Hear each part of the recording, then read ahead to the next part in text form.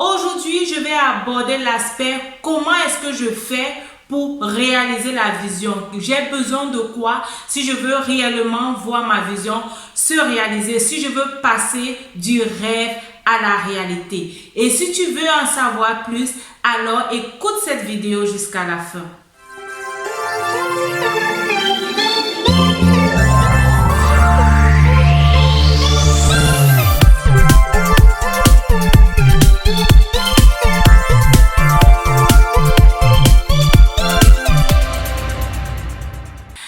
Salut, bienvenue à quelques minutes d'encouragement. Je suis très contente que tu prennes de ton temps pour regarder cette vidéo aujourd'hui. Si tu es là pour la toute première fois, tu as deux choses à faire. La première, c'est de t'abonner à cette chaîne et la deuxième, c'est de cliquer sur la cloche de notification pour recevoir les informations concernant toutes les publications que je fais sur cette chaîne. Nous avons parlé de vision, de penser à l'avenir, de planifier l'avenir, de savoir ce que nous voulons réaliser à la fin de ce mois, dans 5 ans ou alors dans 10 ans. Si tu n'as pas écouté les vidéos sur la vision, je te mets le lien en commentaire. N'hésite pas à y faire un tour. Alors, aujourd'hui, je vais aborder l'aspect comment est-ce que je fais pour réaliser la vision. J'ai besoin de quoi si je veux réellement voir ma vision se réaliser, si je veux passer du rêve à la réalité. Au quotidien, pour ceux qui ne passent pas généralement leur journée à la maison, nous avons besoin de nous hydrater, nous avons besoin d'eau. Et pour avoir cette eau, une personne comme toi a pensé à la bouteille, a pensé à réaliser une bouteille, a pensé à mettre une bouteille sur le marché et d'autres aussi pensent à vendre cette bouteille pour permettre à chacun de pouvoir avoir de l'eau avec lui au quotidien. Certainement, si tu me regardes aujourd'hui, tu me regardes soit au travers de ton smartphone ou alors au travers de ton ordinateur. Ce sont également des choses que des gens comme toi ont pensé et ont réalisé. Ils ont eu les visions au départ, mais qu'est-ce qui les a permis de concrétiser la vision? Qu'est-ce qui les a permis de réaliser la vision et de pouvoir quitter effectivement du rêve à la réalité? L'élément primordial pour moi, c'est la sagesse. Et cette sagesse, tu l'as déjà avec toi. Tu as juste besoin de l'activer. Pourquoi est-ce que je te dis que la sagesse, tu as déjà avec toi? Je vais te ramener à l'origine, au jardin d'Éden. Dans le jardin d'Éden, on avait Adam qui a été créé à l'image de Dieu. Et Dieu a placé Adam dans le jardin. Le premier devoir que Dieu a donné à Adam, c'était réellement de identifier les animaux et de leur donner un nom. La Bible dit que Dieu voulait voir comment est-ce que Adam les appellerait. Adam, lui, n'a pas eu besoin de vision parce que la vision avait été déjà pensée par Dieu, mais Adam a eu besoin d'agir afin que cette vision puisse se concrétiser. Qu'est-ce qu'il devait faire? Il devait donner un nom aux animaux.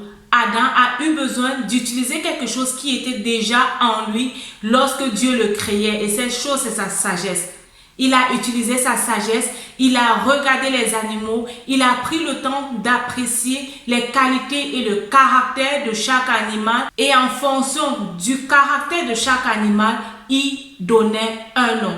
Pourquoi est-ce que je te dis qu'il a eu le temps d'étudier? Il a pris le temps pour étudier et le temps pour observer les animaux. C'est parce qu'effectivement, lorsque Dieu amène Ève aux côtés d'Adam, Adam dit, voici cette fois-ci celle qui est chair de ma chair et os de mes os. Ça veut dire qu'il a vu en Ève ce qu'il n'avait pas vu dans les animaux. Il a regardé Ève, il a apprécié et il a automatiquement et distinctement reconnu que Ève était faite comme lui et que Ève devait être sa femme. En chacun de nous, Dieu a mis la sagesse. Et si tu veux réellement accomplir cette vision que tu as, ce plan que tu t'es donné pour la fin de cette année ou ce projet que tu t'es donné à réaliser pour d'ici 5 ans, 10 ans, tu as réellement besoin de sagesse. Et cette sagesse est en toi, tu as réellement besoin de l'activer. La Bible te dit également que la crainte de l'Éternel est le commencement de la sagesse. Donc, si tu veux avoir la sagesse réelle, si tu veux avoir la sagesse qui surpasse toute sagesse humaine, tout instinct humain, tu as besoin de la crainte de l'Éternel. Tu as besoin de craindre Dieu. Tu as besoin de mettre Dieu au devant de tout ce que tu fais. Tu as besoin en fait de reconnaître que Dieu est supérieur à toi et que Dieu peut te donner les capacités dont tu as besoin pour réaliser tes projets. Dieu peut t'inspirer une sagesse surnaturelle pour pallier aux défis et aux difficultés que tu auras au quotidien, que tu auras vers la marche de la réalisation de ton projet. Salomon était un roi qui était appelé à diriger tout un peuple. Salomon n'était pas un guerrier parce qu'avant, le roi David, qui était son père, était un guerrier et il a eu à faire plusieurs batailles.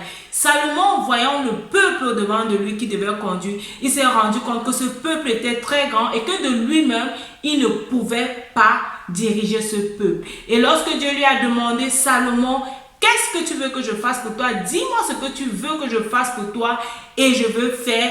Qu'est-ce que Salomon a dit? Salomon a dit, je voudrais que tu me donnes de la sagesse.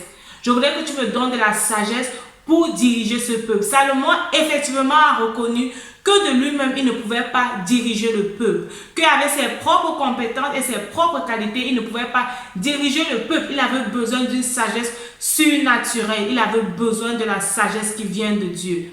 Et la Bible dit que Dieu a donné pas seulement la sagesse à Salomon, Dieu lui a donné également les richesses.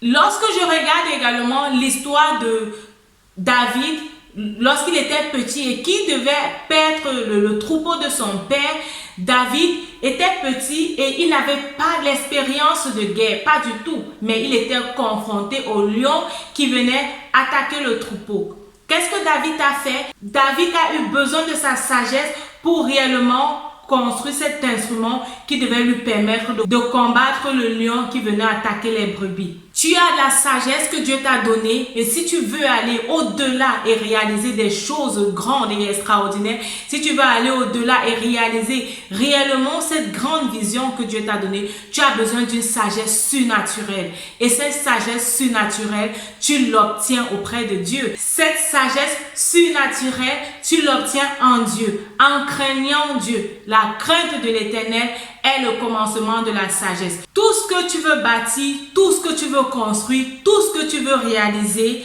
a besoin de s'appuyer sur la sagesse. Et lorsque tu auras la sagesse va venir te donner les idées, te donner les capacités, te conduire vers des gens qui vont t'amener à réaliser, te conduire vers des gens qui vont épouser la vision et qui vont t'accompagner pour la réalisation de cette vision. Tu auras également besoin de discipline. Tu auras également besoin de discipline. Dieu ne va pas venir agir pour toi. Dieu ne va pas venir faire les choses pour toi. Tu as besoin de discipline. Tu as besoin de détermination. Tu as besoin de laisser le sommeil derrière toi.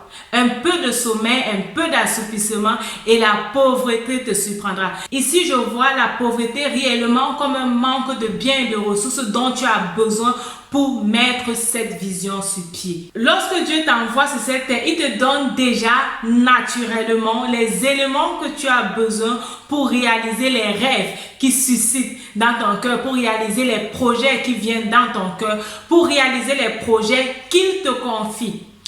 Et pour accélérer cette réalisation, tu as besoin de sagesse. La sagesse qui te vient de Dieu. La sagesse surnaturelle qui dépasse la sagesse humaine, qui dépasse les connaissances humaines. Et lorsque tu auras cette sagesse et tu auras les indications pour pouvoir réaliser la vision, tu as effectivement besoin aussi de discipline. Tu as besoin de discipline pour rester focalisé sur le but.